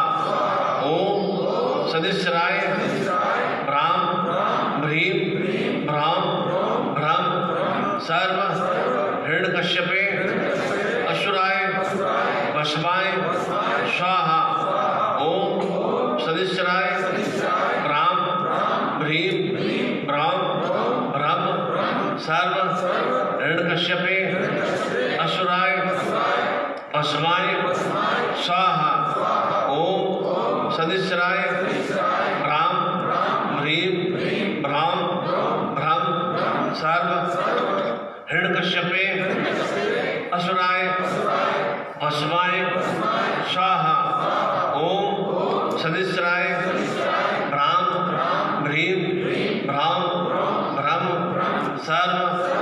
हिरण्यकश्यपे असुराय भस्माय स्वाहा। ओम शनिश्चराय भ्राम ह्रीं भ्राम ब्रह्म सर्व हिरण्यकश्यपे असुराय भस्माय स्वाहा। ओम शनिश्चराय भ्राम ह्रीं भ्राम ब्रह्म सर्व हिरण्यकश्यपे असुराय भस्माय स्वाहा। इस तरह से एक माला आप अभी कर सकते हैं, कल भी कर सकते हैं, जैसा आपका चिंतन भाव हो। और बाद में जब एक माला संपन्न हो जाए तो उसको किस तरह से होलिका में अर्पित करना है वह भी इसमें लिखा हुआ है। अब जो जो हमारी समस्याएं हैं उन समस्याओं के निवारण के लिए, जैसे कि सर्वप्रथम इसमें मैंने आपके लिए लिखा था कि कोई भी कनिष्ठ रोग है तो हमें मम सर्वदेह रोगनाशाय भस्माय स्वाहा। मम सर्व रोगनाशाय भस्माय स्वाहा। मम देह सर्व रोगनाशाय भस्माय स्वाहा। मम देह सर्व रोगनाशाय भस्माय स्वाहा। मम देह सर्व रोगनाशाय भस्माय स्वाहा। मम देह सर्व रोगनाशाय भस्माय स्वाहा। इस तरह से 7 टाइम से इनका सबका हमें उच्चारण करना है। तो बार बार जो भी हम कुछ स्थिति के निवारण के लिए हम भावना चिंतन भीतर से निकालते हैं ना, तो निश्चित रूप से कुछ स्थितियाँ समाप्त होती हैं। जिस तरह से हम कहीं गाड़ी चला के जाते हैं, स्कूटर मोटरसाइकिल या कार लेके जाते हैं, अगर मेरे को कॉन्फिडेंस है ड्राइवर को अच्छा हूँ तो मेरे को थोड़ा डर भय कम रहेगा। और अगर मेरे को कॉन्फिडेंस नहीं है तो डर भय रहेगा तो निश्चित रूप से अरे कोई एक्सीडेंट नहीं हो जाए, कोई आगे नहीं आ जाए, कोई ठोक नहीं दे, कोई मैं किसी का अंदर नहीं ठोक दूँ, तो निश्चित रूप से वह एक्सीडेंट हो जाता है। ठीक उसी तरह से अगर कॉन्फिडेंस है तो ठीक उसी तरह से मंदिर आप भी करते हैं ना, तो निश्चित रूप से जो भी दुविधा या दुश्चिंता होती है वो अवशेष प्राप्त होती है। ठीक उसी तरह से विघ्न बाधा के निवारण के लिए ओम मम सर्व विघ्न बाधाय भस्माय स्वाहा। ओम मम सर्व विघ्न बाधाय भस्माय स्वाहा। ओम मम सर्व विघ्न बाधाय भस्माय स्वाहा। ओम मम सर्व विघ्न बाधाय भस्माय स्वाहा। ओम मम सर्व विघ्न बाधाय भस्माय स्वाहा। ओम मम सर्व विघ्न बाधाय भस्माय स्वाहा। ओम मम सर्व विघ्न बाधाय भस्माय स्वाहा।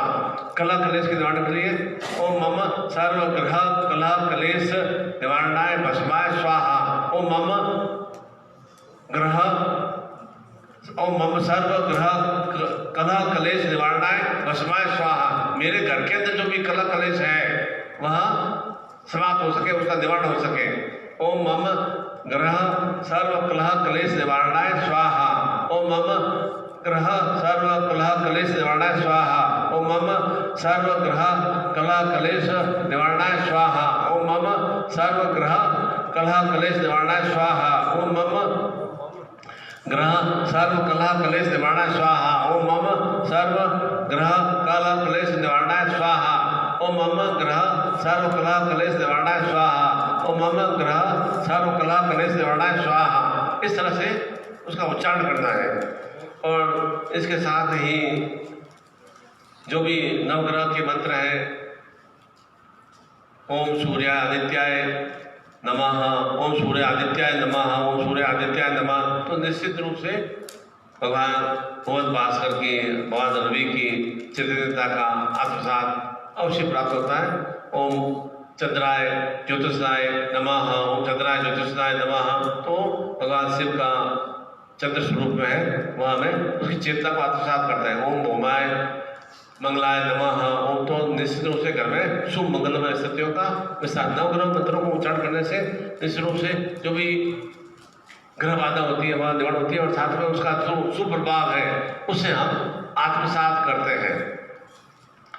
ओम मम सर्व बुद्धि विघ्न हरताय गणपति आगच्छ नमः, अर्थात मेरे भीतर में सद्बुद्धि आए और भगवान गणपति आए और विघ्नहर्ता स्वरूप में मेरे जीवन में निरंतर विस्तार हो। ओम मम सर्व बृहस्पति गुरुवे नमः। ओम मम सर्व बृहस्पति गुरुवे नमः। ओम मम सर्व बृहस्पति गुरुवे नमः। इस तरह से बृहस्पति भगवान का उच्चारण करने से, और ओम मम सर्व रस वीर ओज शुक्राय नमः, ओम मम सर्व रस वीर ओज शुक्राय नमः, ओम मम सर्व रस वीर ओज शुक्राय नमः, ओम मम सर्व रस वीर ओज शुक्राय नमः। इस तरह से एक एनर्जी, पावर, चैतन्यता का भाव, चिंतन की निरंतर वृद्धि होती है। और ओम प्राम प्रेम प्राम सम सदस्यराय नमः, ओम प्राम प्रेम प्राम सम सदस्यराय नमः, ओम अर्थात मैं हर स्वरूप में आपको नमन भाव करता हूँ कि मुझे इस सन्धि की निरंतर चेतना की प्राप्ति हो, चिंतन की प्राप्ति हो, चिंता की प्राप्ति नहीं हो। वह निश्चित रूप से चेतना भी प्रदान करते हैं और चिंता का निवारण भी करते हैं। तो पारंपरिक प्राम सब सदस्यराय नमः का तात्पर्य है निरंतर मुझे सही चिंतन की वृद्धि हो, सही क्रिया की वृद्धि हो। और ओम ब्राह्म प्रेम ब्राह्म सा राहुवे नमः, ओम ब्राह्म प्रेम ब्राह्म सा राहुवे नमः, ओम ब्राह्म प्रेम सा राहुवे नमः। और ओम स्त्राम स्त्रीम स्त्राम सा केतवे नमः, ओम स्त्राम स्त्रीम स्त्राम सा केतवे नमः। ये राहु और केतु मंत्रों का। और साथ में जो भी दुर्गा के मंत्र हैं, ऐंग रिंग चामुंडा विच, ऐंग रिंग चामुंडा विच, ऐंग चामुंडा विच है, या भैरव के मंत्र हैं शक्ति से, ओम ब्राह्म प्रेम ब्रह्म ब्रह्म भैरवाय नमः, ओम ब्राह्म प्रेम ब्रह्म ब्रह्म भैरवाय नमः। तो इस तरह से, और इस भैरव मंत्र के माध्यम से तो आप कोई भी मंगलवार और शनिवार में भी विशेष रूप से काली सरसों और काली मिर्च और लौंग और थोड़ा साबुत नमक, जो पिसा हुआ नमक का नमक नहीं, और थोड़ी सी सूखी साबुत मिर्ची, थोड़ी कटी कटी हो, छोटी छोटी, ऐसा एकदम पिसी हुई नहीं। 5 चीज़ें मिला के किसी भी नजर वाला दोष के निवारण के लिए हम ओम ब्राह्म प्रेम ब्रह्म पैर वाय ओम ब्राह्म ब्रह्म 21 बार उसका घुमा देते हैं बच्चे के ऊपर, या पति पत्नी के, या जो भी बीमार है या कोई कष्ट में है, तो और उसको फिर अग्नि में बाहर की साइड में घर के बाहर में प्रज्वलित कर देते हैं, जला देते हैं। तो निश्चित रूप से वह नजर बाधा दोष अवश्य समाप्त होती है, निश्चित रूप से उसका प्रभाव अवश्य सुफल स्वरूप में प्राप्त होता ही है। और होलिका दहन के बाद वह मैंने बता दिया था, कल परसों भी मैंने विशेष रूप से साधना बताई थी कि 2 दीपक दोनों हाथों में रखना है, 3 परिक्रमा करना है। 3 परिक्रमा संपन्न किया और मन में भाव से करना है, मुझे क्या किया, उस अग्नि देवता के माध्यम से प्राप्त करना है। और उन्हें 2 दीपक को होलिका के सामने रख दिया, फेंकता नहीं है अंदर। अब ना उसकी जितना अग्नि भाव होगा उतना अग्नि भाव आत्मसात करना और मिट्टी समान हो जाएगा। दूसरे 2 दीपक लेके 3 परिक्रमा और करना है, और साथ ही परिक्रमा हाथ जोड़ते हुए परिक्रमा संपन्न करना है, और साथ ही परिक्रमा संपन्न हो जाए अग्नि का 3 बार स्पर्श करना है। और जब अग्नि शांत हो जाए तो उस राख को, भस्म को लाकर करके तुलसी के पौधे में थोड़ा सा अर्पित कर देना है।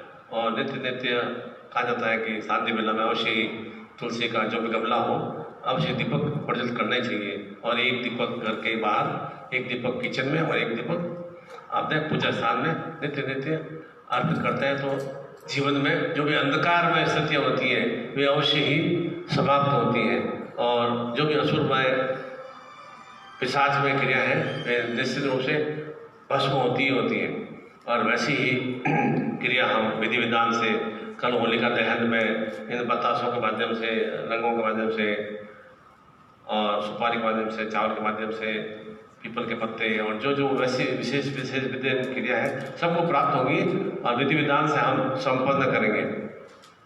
अभी आपको पैकेट हाथ में ले लेंगे और मैं आशीर्वाद प्रदान करूंगा। उसके बाद में विशेष रूप से शनिवार है, शनिश्चर्य चेतना वृद्धि, शनिश्चर्य दोष निवारण से चेतना की प्राप्ति की ओर क्रिया से करूँगा। आपको शक्तिपात की दीक्षा से मैं युक्त करूँगा। आपके मास्क पहना हुआ हो और अनेक अनेक रंग लगाऊंगा, घबराना नहीं है, रंग का आपको चिंता नहीं करना है। ऐसा रंग लगाना चाहिए गुरु का कि वह हर समय हर स्वरूप में अमिट रहे, एक चिंतन भाव रहे कि गुरु ने हमें रंगों से स्वरूपार किया, आनंद भाव से स्वरूपार किया। वह जैसी मैं क्रिया आपको प्रदान करूंगा तो वैसी क्रिया को आप आत्मसात करेंगे, पुनः निश्चित रूप से वैसी क्रिया मेरे प्रति भी आएगी, ये निश्चित मानिए। आप अगर किसी तरह की अच्छी क्रिया मेरे प्रति आचरण करेंगे, मैं उसको स्वीकार करूंगा, तो निश्चित रूप से ऐसी अच्छी श्रेष्ठ में क्रिया पुनः आपके पास लौट के अवश्य आती ही आती है। एक सृष्टि का नियम है यह। तो हम जैसा अपने इष्ट के प्रति, भगवान के प्रति, अपने परिवार के सदस्यों के प्रति जैसा भावना चिंतन रखते हैं, उसका कोटि कोटि गुना हमें अवश्य प्राप्त होता ही है। आशीर्वाद के बाद में यह लाइव रिकॉर्डिंग हम संपन्न कर लेंगे और शक्तिपात की दीक्षा हम आत्मसात करेंगे। और बाकी जिसके भी फोटो होंगे और फोटो कल विधि विधान से उस होलिका में आहूत करने के बाद में फोटो के माध्यम से वह शक्तिपात की दीक्षा प्रदान की जाएगी। और यही क्रिया नित्य नित्य नित्य नित्य रंग पंचमी 2 अप्रैल तक है, 2 अप्रैल तक नित्य नित्य ऐसी क्रिया मैं संपन्न करूंगा। तो आपको चिंता करने की आवश्यकता नहीं है। जैसे जैसे आपकी व्यवस्था हो उसके हिसाब से आप आपके चरण कमल आश्रम में आ गए, आपका फोटो आश्रम आ गया, निश्चित रूप से धन्य धन्य है आश्रम की चैतन्य भूमि और धन्य धन्य वह निश्चित रूप से उसे संचालित करने वाले सदगुरुदेव, और उसी का आपको कोटि कोटि गुना सुप्रभाव प्राप्त हो सके। तो निश्चित रूप से आपके भी जीवन में सदगुरु में शक्तियों का विस्तार हो सकेगा। सामग्री को हाथ में ले लेंगे।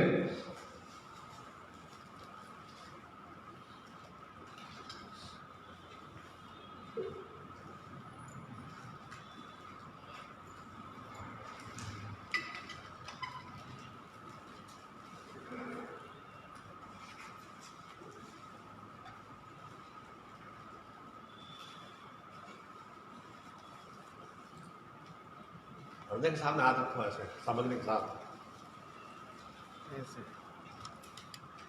ओम स्वस्ति न इंद्रो सर्वा स्वस्ति न पूषा विश्वेदा स्वस्ति न सरस्वती स्वस्ति नो बृहस्पति धातु प्रदशा मृत प्रसन्ना महातनम शुभम यावान विकेशुचिन्मय अग्नि जिह्वा नव सूर्यचक्षु विश्वे नो देवा तागमनीय बदल करने सुनाम देव हितम विलायु शक्ति शक्ति देवाम यत्राम न सकलाम जरसम पुत्रास